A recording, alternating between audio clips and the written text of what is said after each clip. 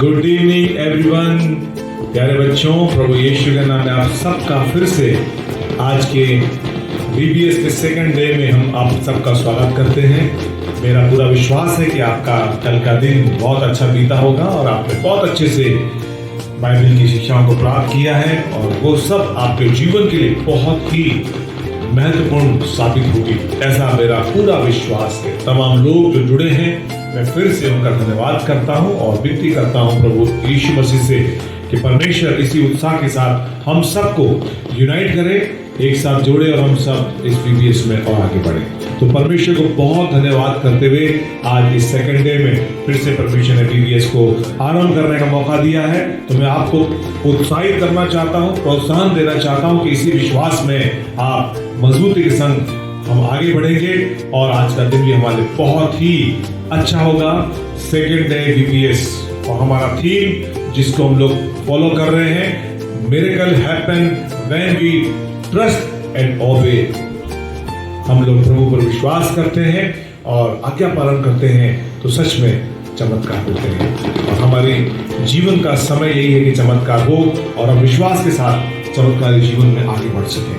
आइए हम लोग इस VBS को और भी अच्छा बनाने के लिए, खुदा के सामने आज का दिन और भी आनंद से व्यतीत करने के लिए हम लोग प्रार्थना के साथ शुरू करेंगे ताकि हमारा VBS और भी आज का दिन बहुत अच्छे से बीते। आइए हम लोग प्रभु से प्रार्थना करें। सर्वशक्तिमान प्यारे पिता, प्रभु यीशु मसीह में धन्यवाद देते हैं खुदा कि आज इस दूसरे दिन में भी आप VBS की तमाम क्लासेस में तमाम पार्टिसिपेंट्स के जो लोग हैं, तमाम लोगों की सहायता करेंगे, उनकी मदद करेंगे प्रभु, ताकि वो सीखेंगे बच्चे और आपके विश्वास में आगे बढ़ेंगे। प्यारे पिता, हम आपकी ओर देखते हैं खुदा, क्योंकि हम जानते हैं आपके बिना हमारा कोई मददगार नहीं है। आपने हम सबकी सहायता की है, आज भी हमारी सहायता करें। तमाम टीचर्स को आप सामर्थ्य दें, बच्चे जो ऑनलाइन देखते हैं प्रभु जी, उनके उत्साह को बनाए रखें, उनकी एकाग्रता बनाए रखें ताकि वो बहुत उत्साह से सीख सकें, समझ सकें और अपने जीवन को आपकी महिमा के लिए और नए रूप में तैयार कर सकें। आपके जीवित हाथों में तमाम बातों को सौंपते हुए प्रार्थना को यीशु मसीह के नाम से मांगते हैं, आमीन। थैंक यू बच्चों। आप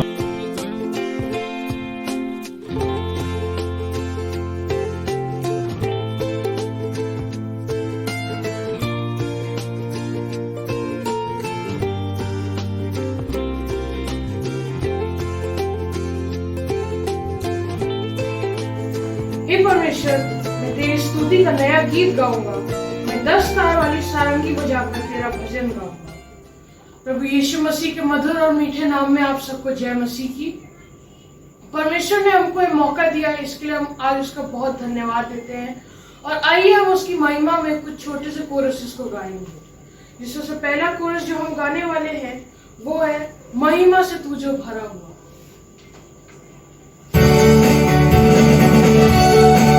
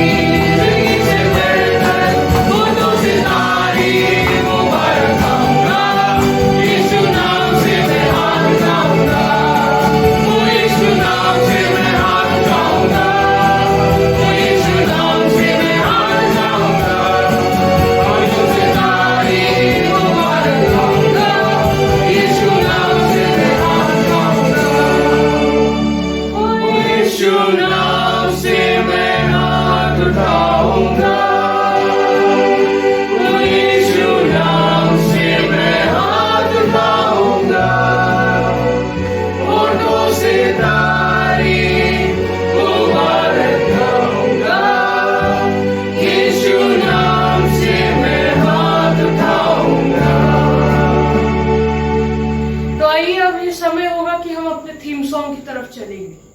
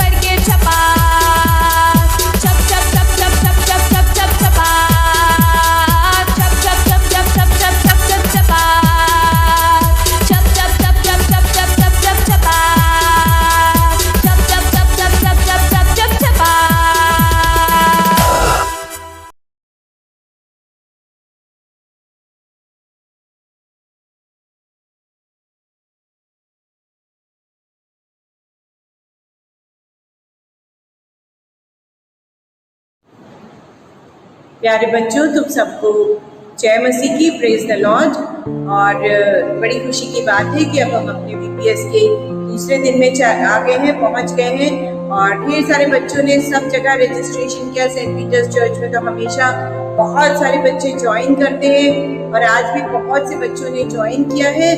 और मेरे लिए बहुत खुशी की बात है कि मुझसे कहा गया, शीन भैया ने बोला और भी लोगों ने बोला कि मैं तुम लोग के साथ आज के दिन सेकेंड डे थोड़ा सा डिवोशन, उससे पहले कि तुम अपनी क्लासेस में जाओ और आज की कहानी सीखो, बाकी बातों को सीखो, तो मुझसे कहा गया कि मैं तुम लोग के साथ एक डिवोशन करूं। और मुझे बड़ा अच्छा लगता है, बहुत ही खुशी लगी, क्योंकि सब बच्चे जानते हैं ना बहुत दिनों से कि मुझे छोटे बच्चों के साथ काम करना, उनसे बातें करना बहुत अच्छा लगता है। संडे स्कूल में मुझे बहुत ही अच्छा लगता है, तो इसलिए मेरे लिए बड़ी खुशी की बात है। और आज जब मैं आई हूँ और तुम्हें आज सेकेंड डे में तुम्हारा डिवोशन ले रही हूँ, तो मैं पहले एक बार याद दिला दूँ कि सब बच्चों को याद है हमारा थीम क्या है। VPS एट होम 2021 का क्या थीम है बेटा? ट्रस्ट एंड ओबे, विश्वास करो और आज्ञाकारी रहो। ये हमने एक थीम रखा है। और जब हम सब लोग इसके बारे में सोच रहे थे कि हम करेंगे VPS और क्या थीम रखेंगे, उसी समय कोरोना वायरस का बड़ा प्रकोप था, बहुत प्रॉब्लम होती थी। और मई महीने में तुम लोग सब जानते हो कि कितने लोग बीमार होते थे ना, बहुत सारे लोग, घर घर में बीमारी आ गई। कई लोग तो आंटी अंकल लोग तो जीसस के पास चले गए। और जब ऐसा हुआ तो हम सब लोग, जो बड़े लोग थे, जो संडे स्कूल के टीचर्स थे, जो हमारे पादरी साहब लोग थे, सब लोग क्या करने लगे? बड़ी विश्वास की प्रार्थनाएं करने लगे। हम सब परमेश्वर के आज्ञाकारी हो गए। हमने कहा प्रभु हम आपकी सब आज्ञाएं मानेंगे, बस हमारी प्रार्थना सुन लीजिए और इस कोरोना वायरस को हमारे बीच से हटा दीजिए, क्योंकि ये बहुत प्रॉब्लम कर रहा है। सबने विश्वास के साथ प्रार्थना की बच्चों, और क्या हुआ, उसका नतीजा ये हुआ कि कोरोना वायरस एकदम से जो बहुत तेजी पकड़े था धीमा हो गया। अभी देखो, तुमने देखा है अपने यहाँ औरंगाबाद में ज्यादा अंकल आंटी लोग बीमार नहीं है, कोई लोग बीमार नहीं है ज्यादा।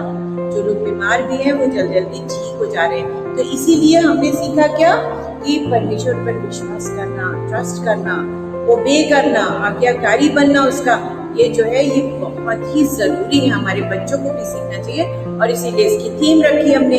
और बाइबल से ऐसी कहानियां ले ली, ऐसी चीजें ले ली, ऐसी घटनाएं ले ली जिससे हम तुम्हें सिखा पाए कि विश्वास जिन लोगों ने किया परमेश्वर पर, उसकी आज्ञा को माना, उन्होंने किस प्रकार से बड़े बड़े काम किए, बहुत बड़े चेंजेस, इतिहास को बदल दिया ऐसे लोगों ने। और जिन्होंने नहीं माना वो भी बताएंगे टीचर्स 5वें दिन, और 6ठे दिन बताएंगे, 4थे दिन बताएंगे। जो लोग नहीं मान रहे थे आज्ञाओं को परमेश्वर की, तो उनका साथ क्या हुआ ये भी बताएंगे।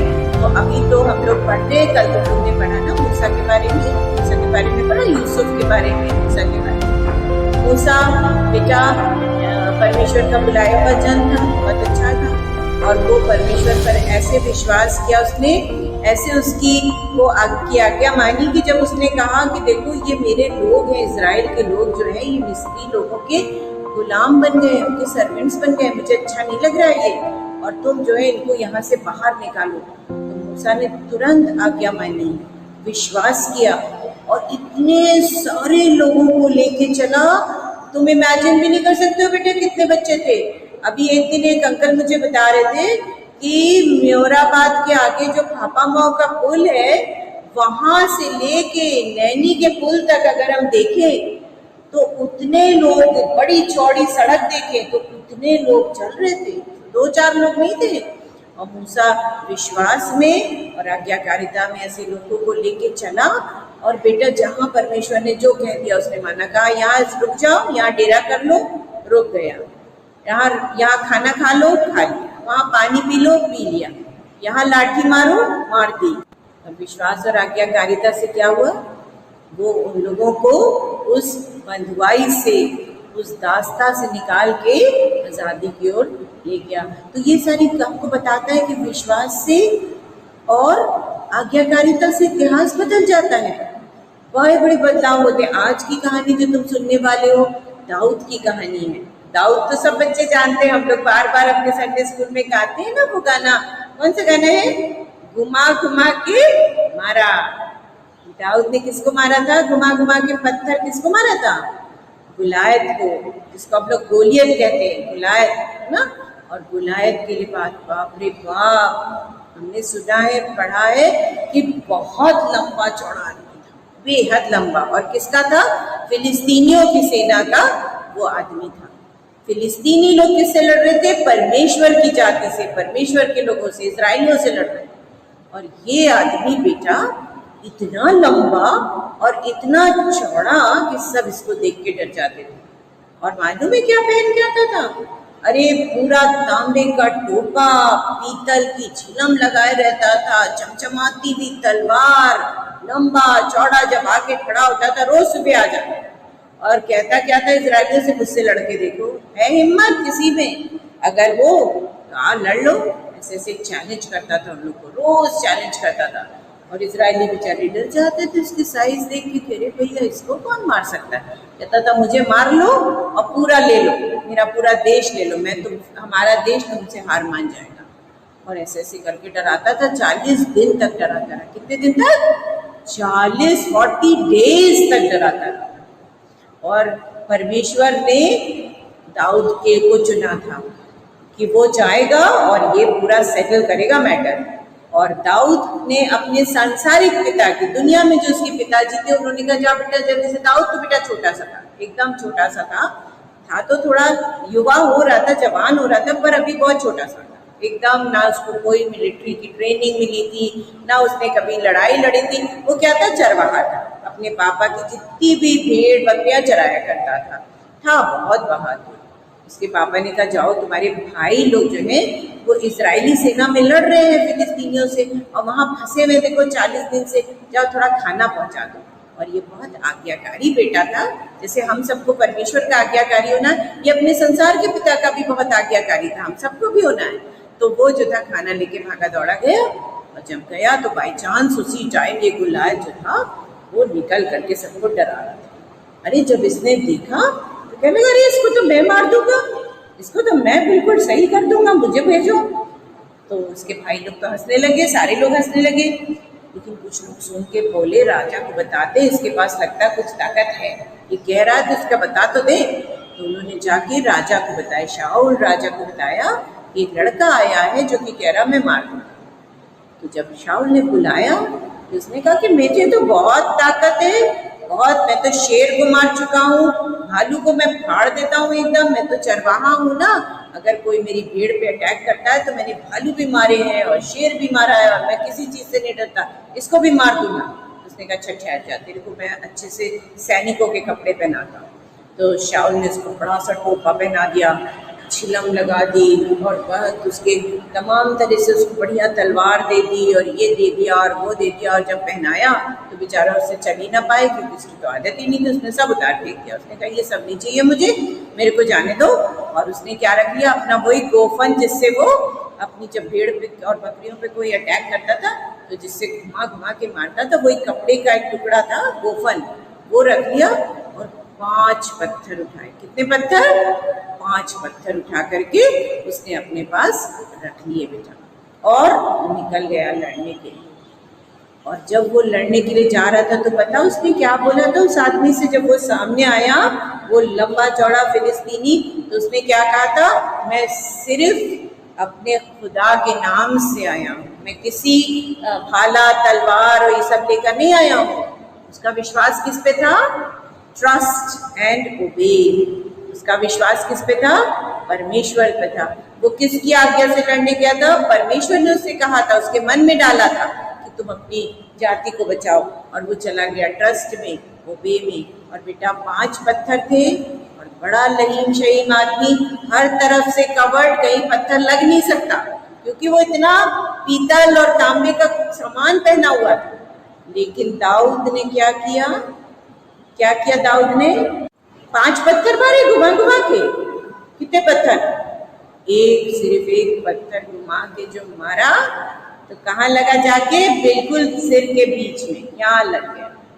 और वो लंबा चौड़ा आदमी फौरन से गिर के, और जब वो मर गया तो जीत किसकी हो गई? परमेश्वर के लोगों की हो गई। इतिहास बदल गया। जो लोग बिल्कुल हारने को थे वो जीत गए। किसकी वजह से जीत गए? जिसको खुदा पे विश्वास था, ट्रस्ट करता था और ओबे करता था। आज कोरोना वायरस बेटा गुलायत से भी बड़ा लगता है, बहुत बड़ा। अरे बाप रे बाप, 1.5 साल से वो पूरी दुनिया को हिला के रख दिया उसने। रोज सुबह सुबह आके ललकारता है कोई मेरे ताकत, कुछ करते हैं डॉक्टर बेचारे और तमाम लोग कोशिश करते, लोग मास्क लगाते, ये करते वो करते, तो थोड़े दिन के लिए थोड़ा कम हो जाता है, फिर कहीं से छुप के निकल आता है, फिर मारना शुरू कर देता है, लोगों को बीमार करना शुरू कर देता है। बहुत ताकतवर है, देखने में तो बहुत छोटा है, लेकिन उसकी ताकत जो है वो पूरी दुनिया को उसने हिला के रख दिया और कोई उसको हरा भी नहीं पा रहा। जैसे गुलायत था ना, बिल्कुल वैसे ही बन गया ये। लेकिन इसको कोई भी छोटा सा दाऊद चाहिए हराने के लिए, जिसके पास 5 पत्थर हो। 5 पत्थर में बताऊं कौन कौन से? ये 2 पत्थर तो हमारी थीम में लिखे हुए हैं, क्या है? विश्वास और आज्ञाकारिता। 2 पत्थर तो ये रख लो और बिल्कुल बीच में सेंटर में रख लो दुआ को। सबसे प्रभावी जो मारा था उसने खींच के, वो पत्थर है दुआ, प्रेयर। तीसरा पत्थर ये हो गया। चौथा पत्थर हो गया हमारा ईमान, फेथ, जो हमारा परमेश्वर में फेथ है कि हमारा परमेश्वर सब कुछ कर सकता है, उसको रख लो। और 5वां रख लो छोटा सा पत्थर, प्रेम। जब हमें लोगों के लिए प्रेम होगा ना, तभी हम उनके लिए प्रार्थना कर पाएंगे। दुआ करने के लिए प्रेम की जरूरत है, तो आखिरी पत्थर है प्रेम। ये प्रेम और ये ईमान, फेथ और ये ट्रस्ट और ये ओबे, सब जो है सारा पावर किसको दे देते? बीच वाले पत्थर को, यानी प्रेयर। तो अब छोटे छोटे दाऊद चाहिए हम लोग को गोलियत को मारने के लिए। तुम लोग VPS में हो, तुम सब छोटे दाऊद हो। हमें करना क्या है? ये वाला पत्थर, ये पत्थर क्या है? प्रेयर।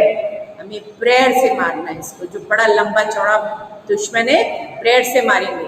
हम आज से VPS में दुआ करेंगे, अपने घरों में दुआ करेंगे, मम्मी पापा को फोर्स करेंगे कि दुआ करें, पादरी साहब को कहेंगे कि पादरी साहब आप भी दुआ करते रहिए, कराते रहिए, और हम प्रेयर से एक पत्थर से ऐसा मारेंगे कि बिल्कुल ये नष्ट हो जाए। हमें दुआ क्या करनी है कि खुदा बाप आप इसको कंट्रोल करें, इसको खत्म कर दें। तीसरी वेव के बारे में बता रहे कि बड़ी भयंकर आने वाली, बच्चों को प्यार आएगी, तो हम लोग दुआ करेंगे कि तीसरी वेव आए ही ना, बिल्कुल ना आए। हम दुआ करने वाले हैं इसके लिए। और हमारे बच्चे जो हमारे चर्च में हैं, हमारे चर्च के बाहर हमारे मुराबाद में है, हमारे मुराबाद के बाहर इलाहाबाद में है, इलाहाबाद के बाहर इंडिया में, कोई भी बच्चा, किसी भी बच्चे को ये छू ना पाए गुलायत, वायरस गुलायत जो है ये किसी बच्चे को ना छुपाए, इसकी दुआ करनी है। और दुआ करने के लिए ट्रस्ट चाहिए, विश्वास चाहिए, और क्या चाहिए? आज्ञाकारिता चाहिए, ईमान चाहिए, फेथ चाहिए, प्यार चाहिए। दुआ हम तभी कर सकते हैं जब हमें लोगों से प्यार होगा। अगर तुम्हें बच्चों से प्यार है, बड़ों से प्यार है, तभी VPS में दुआ कर पाओ। तो बेटा हम लोग को करना क्या है? हमको प्रार्थना का एक पत्थर उठाना है, सारी बाकी पत्थरों की ताकत प्रार्थना में जानी है, और हमें प्रार्थना से इस वायरस को खत्म करना है। VPS 2021 का फोकस हमारा ये है कि हम प्रार्थना में लगे रहें, विश्वास और आज्ञाकारिता, ट्रस्टिंग एंड ओबेइंग गॉड। हम प्रेयर करेंगे और परमेश्वर हमारी प्रार्थनाओं के जवाब में इस दुनिया को चंगा कर देगा। जो अभी तुम लोग को टीचर्स आगे पढ़ाएंगी, आज बहुत सारा कुछ बताएंगी दाऊद के बारे में, गुलायत के बारे में। मेरा समय खत्म हो गया है। मैं तुम लोगों को बहुत बहुत थैंक यू करती हूँ कि तुम लोग ऑनलाइन सुनते रहे इस डिवोशन को, और तुमने ध्यान से सुना है, इसके लिए थैंक यू, और गॉड ब्लेस यू बेटा। Thank you.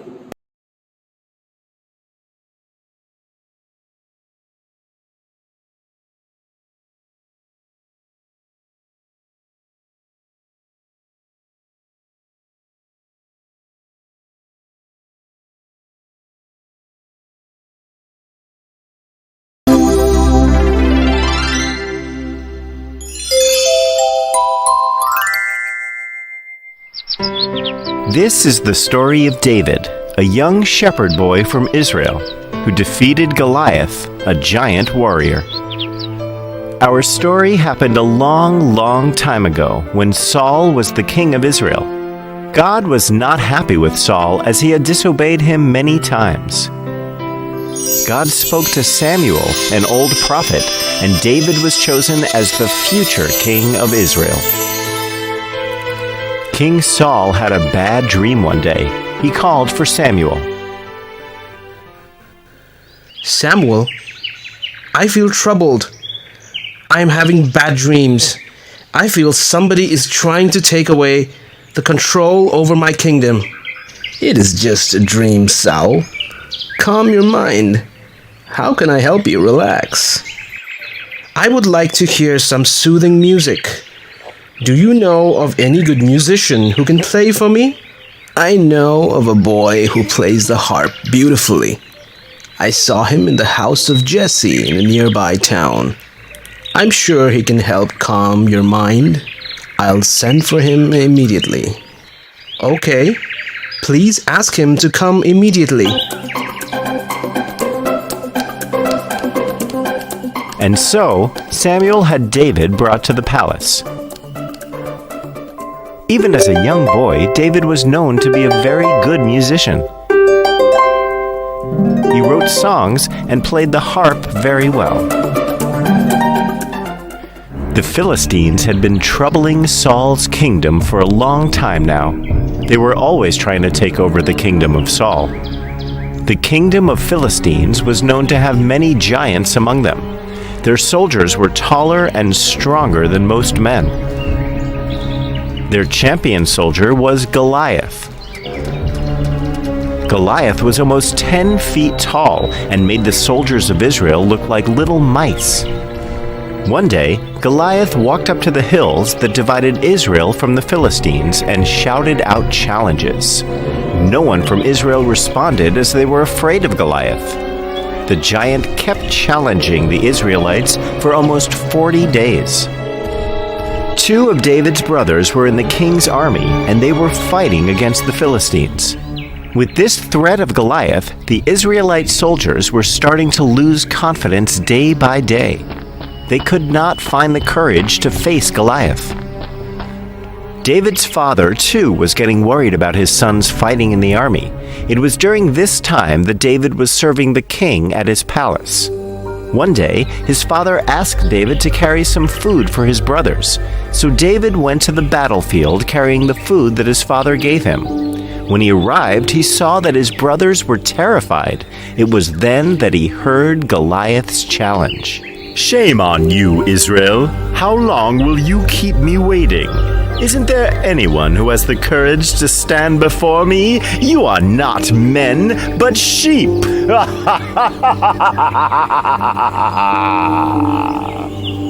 What is happening? Isn't there anyone to face this man's challenge? We cannot risk losing against him. He's too big and strong for us to fight. If we lose, our kingdom will be lost forever. Nonsense. This man is insulting our king and our whole country. This cannot be allowed. I will fight this man and defeat him. Ah, little brother, you are brave but also foolish. The king will not permit you to step into the battlefield. You are not a soldier. You are a shepherd. You may be good with the harp, but you cannot carry a sword. You are just a little boy. Go back to father and give him our news. I am going, dear brother, but I promise I will come back. I will get the permission of the king and come back to slay this monster of a man. God is with me. He will help me defeat this giant. He will give me the strength. David went back to his father's home and gave news of his brothers. Then he went to the palace and asked for permission to speak to the king. Yes, David. You may go back to your father now and tend to his sheep. I do not need to listen to your music right now. We are in battle against the Philistines. I need to find a way to win this war and save our kingdom from these evil men. I will send for you when I need you.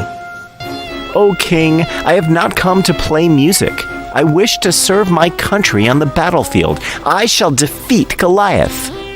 I have come to get your permission to step on the battlefield and end this war once and for all. Son, I admire your spirit, but I cannot give you permission. You are just a boy. My most feared fighters have not been able to tackle Goliath for more than 40 days now. If I allow you, then it would be like I'm sending you to your death. Your soldiers may be afraid of him, but I have no fear. The Lord watches over me all the time. I may be a shepherd boy, but please have faith in me. I have killed many lions and wolves that attacked my sheep. I have not lost even one of my sheep to them. My God has given me the strength to fight my enemies, whoever they are. I am sure he will give me the strength to defeat this giant too. Please give me a chance to save the honor of my country. I promise I will not let you down. Your courage is truly inspiring, my boy. I am moved by your trust in God and the loyalty you show to your country. I am giving you permission to fight Goliath, but you must wear this armor. It will protect you from his heavy blows. Also, take my sword with you. It has never failed me in my battles. Thank you, Your Majesty. I will not waste this chance to serve my country. I do not need your armor or the sword, my king. They are too heavy, and they will only make it difficult for me to fight the giant. I will now take your leave. Thank you again for your permission. God be with you, my boy. David was a young boy, the youngest of his brothers. He could not serve in the army as he was not old enough, but he had the courage of the bravest soldier. He had complete faith in God and believed he would be protected against all dangers. He was absolutely certain that he could defeat Goliath. David had excellent aim. He carried a sling with him all the time. As he reached the river to cross to the gates, he picked up some pebbles from the riverbed. He held the stones in his hand and then put them in a pouch he had tied to his waist. So, armed with just his sling, David stepped into the battlefield to take on Goliath. As he reached the field, he could hear the booming voice of Goliath yet again. "You cowards! Where is your man? If you do not send your fighter now, I will come over and kill every single one of you. You have tested my patience enough. Hey you, over here! I will fight you." "Ha ha ha! You joke well. Run away, little boy, before I accidentally step on you and kill you." "I'm not going anywhere, you idiot. I am here to fight you and beat you to the ground. You have been insulting my king and countrymen for too long. We are not afraid of you. We just don't take your threats seriously. You're now becoming too much of a nuisance for us. This will end today. Today, Philistinians will become our slaves. My God protects me from all evil. He will help me to silence your threat forever." "You cannot be serious. Have you lost your mind? Have your parents abandoned you? Do not test my mercy. Send a real man to fight me. You dare to insult me?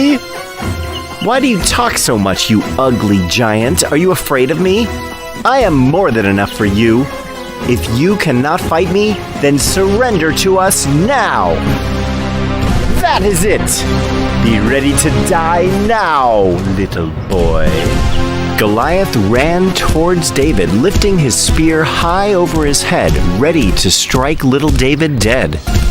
When he was close enough, David placed a stone on his sling and took aim. Then he pulled it back with all his strength and said a prayer to God. He let go of the stone. The stone hit Goliath straight between the eyes, making a deep cut. He stopped, stunned and not believing what just happened. He then dropped to his knees and fell over, his face buried in the sand. The Israelites were watching them from the hills. There was a moment of silence when Goliath dropped to the ground. They could not believe what had just happened. Then there was a huge cry of victory from the soldiers. They ran to David and picked him up. They placed him on their shoulders and marched back to the palace, singing praises to their new hero. "David, David," they chanted. "David the giant killer." Thus, David became the hero of Israel, the slayer of Goliath. He would later on become king of Israel and rule the country for many, many years to come, loved and respected by everyone.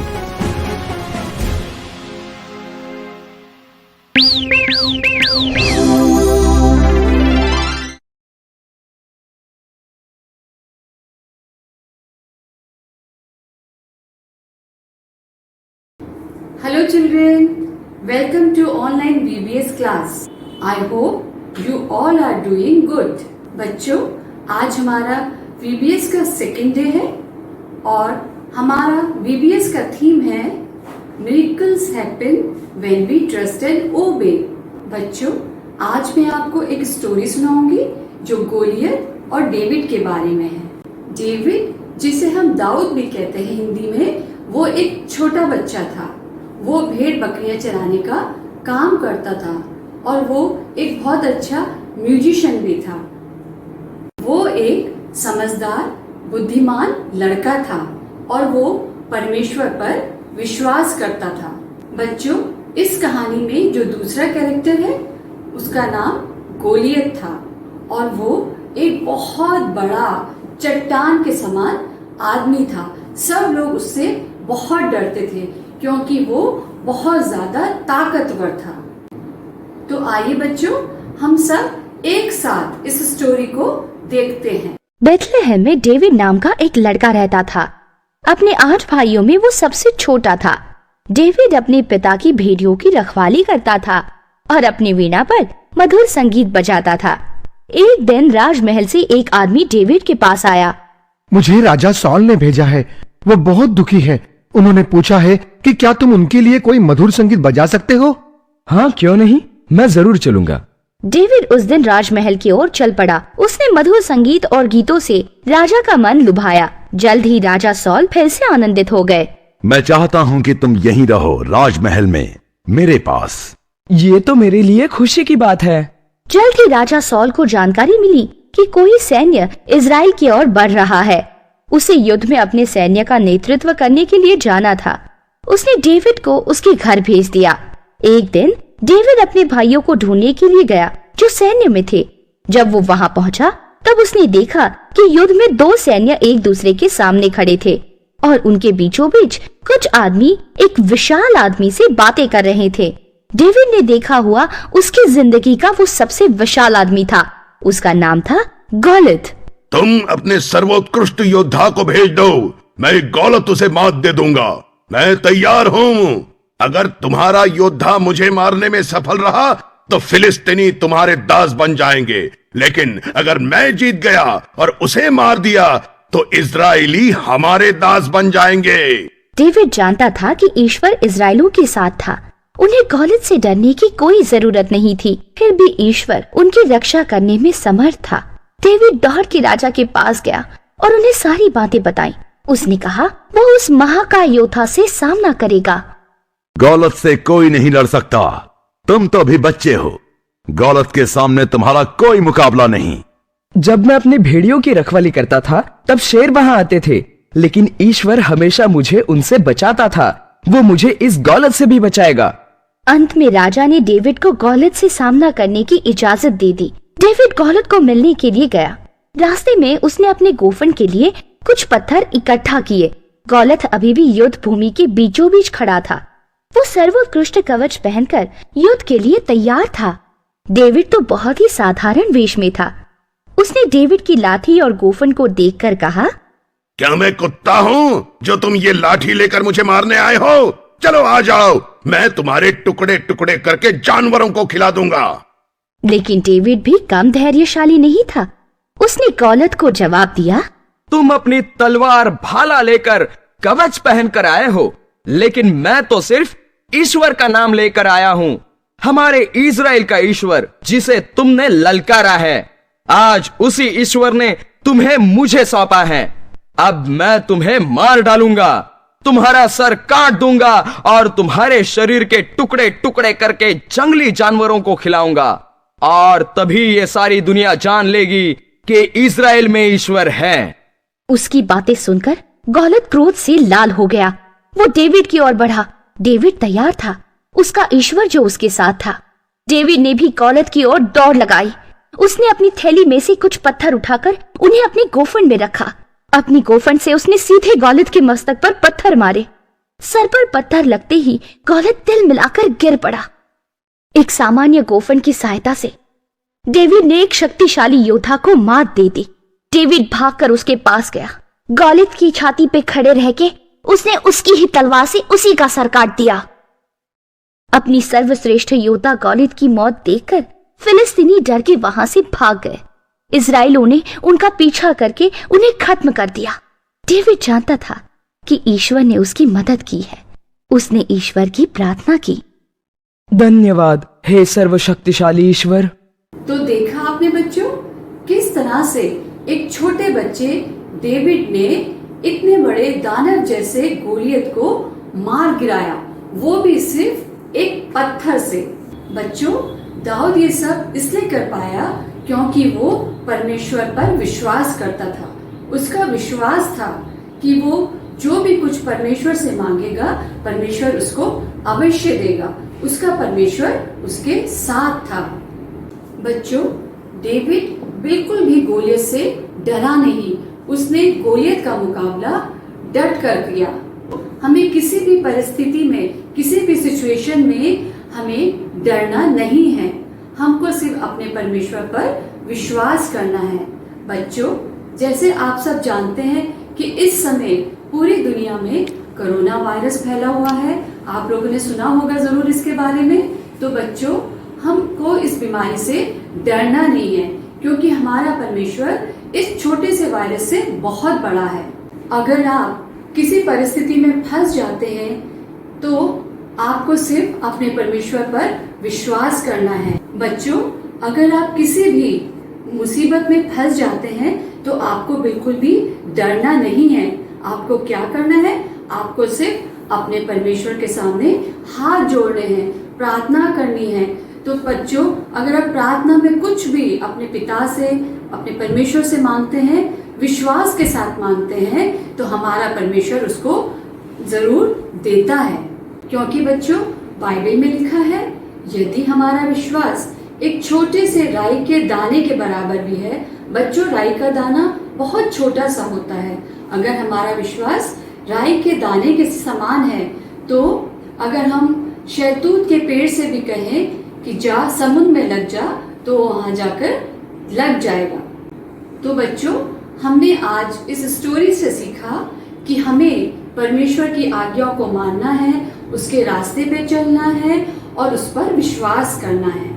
जिस तरह से दाऊद का nature था, वैसे ही बच्चों हम सबको, आप सबको भी दाऊद की तरह ही बनना है, एकदम साहसी और विश्वासी।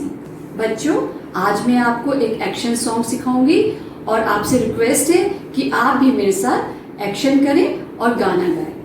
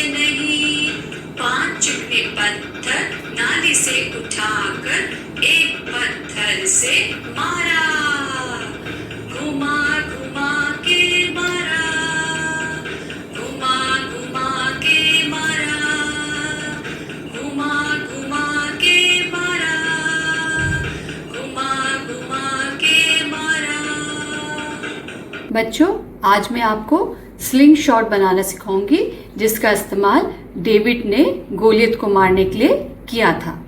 तो आपको रेक्टेंगल पेपर चाहिए, कोई भी पेपर आप ले सकते हैं, बड़ा पेपर होना चाहिए। और एक और रेक्टेंगल पेपर लेंगे जो छोटा है, सीजर, थ्रेड एंड फेविकॉल। तो आइए बच्चों, हम लोग स्लिंग शॉट बनाते हैं। सबसे पहले आप एक रेक्टेंगल पेपर लीजिए और इसको आप ऐसे फोल्ड कर लीजिए। ठीक है बच्चों, ऐसे आपने फोल्ड कर लिया। इसके बाद इसको बराबर साइज से ऐसे लेके इसको आप फोल्ड कर दीजिए। ठीक है बच्चों, तो ये आपका इस तरह से बन जाएगा। अब आप एक थ्रेड लीजिए इस साइज का, या कोई सा भी साइज आप ले सकते हैं। ठीक है बच्चों, और जो हमने दूसरा छोटा पेपर लिया है उसको भी आप ऐसे लीजिए और यहाँ पर आप फेविकॉल लगाइए, बीच में ऐसे फेविकॉल लगाइए थोड़ा सा। और जो थ्रेड हमने लिया है इसको बराबर करके ऐसे आप इसको बराबर कीजिए। आप अपनी मम्मी की हेल्प भी ले सकते हैं, पापा की हेल्प ले सकते हैं। और इसको ऐसे कीजिए, फिर दोनों तरफ से इसमें फेविकॉल लगा दीजिए ऐसे करके, और इसको आप फोल्ड कीजिए लाइक दिस। राइट बच्चों, ऐसे इसमें आप फोल्ड करेंगे, ये आपका ऐसे बन जाएगा। अब दूसरी चीज़, इस पेपर को हम लेंगे जो हमने फोल्ड किया था। इस पेपर को लेने के बाद ऐसे इसको खोलिए और इस तरफ इसमें फेविकॉल लगाइए। ज़्यादा फेविकॉल आपको इस्तेमाल नहीं करना है, थोड़ा सा फेविकॉल लगाइए और एक थ्रेड इसका पकड़कर और इसमें ऐसे इसको पेस्ट करके ऐसे आप इसको फोल्ड कर सकते हैं और थोड़ा सा प्रेस कर दीजिए इसको, राइट। अब दूसरी साइड से भी बच्चों आप फेविकॉल लगाएंगे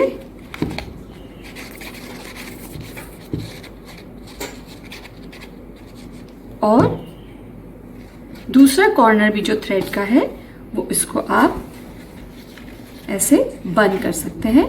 इसको आप फोल्ड कीजिए और ऐसे बंद कर दीजिए और थोड़ा सा इसको आप प्रेस कर दीजिए और इसको आप ऐसे फोल्ड कीजिए पेपर को, इसको भी आप थोड़ा सा फोल्ड कीजिए ऐसे। तो देखिए बच्चों, ये आपकी स्लिंगशॉट तैयार है, बन गई है, बहुत अच्छी लग रही है। आप इसको अपने मम्मी पापा की हेल्प से घर में बना सकते हैं, कोई भी पेपर और थ्रेड लेके। बच्चों, उम्मीद है कि आपको आज का वीडियो अच्छा लगा होगा, आपने एंजॉय किया होगा।